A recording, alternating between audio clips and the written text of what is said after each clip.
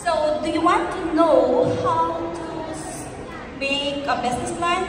Who amongst you would like to know how to make a business plan? You want to hear that? Okay, so somebody wants to hear that. And would you like to have some, pen and notepad? The team is here to give you the notepad and ball pen so that you can write down. So as what I've said, prior to setting up your business, it's very important to have the business plan because your business plan will be your roadmap. It will be your guidelines on understanding or doing your decisions.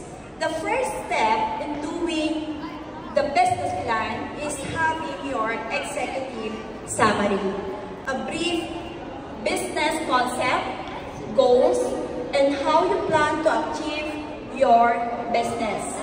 Highlights unique selling points and what sets your company apart from the others. Number 2, company description.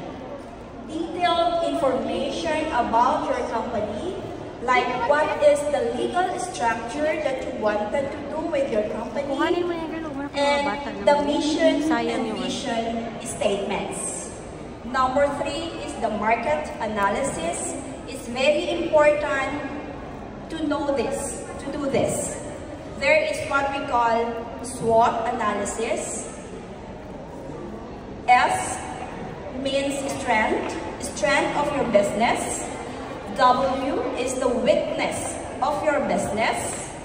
O is the opportunities of your business.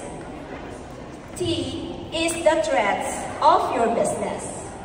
So if you combine this, that will be your guide to your business plan. Next, please. 4 is the organization and management structure of your business. And 5, the product and services that you wanted to sell in your business. Description of what you're going to offer highlights the benefits of your products and what would be the features and pricing strategy of your products and services. Number 6, another one of the most important part of the business, because without it, your business will collapse.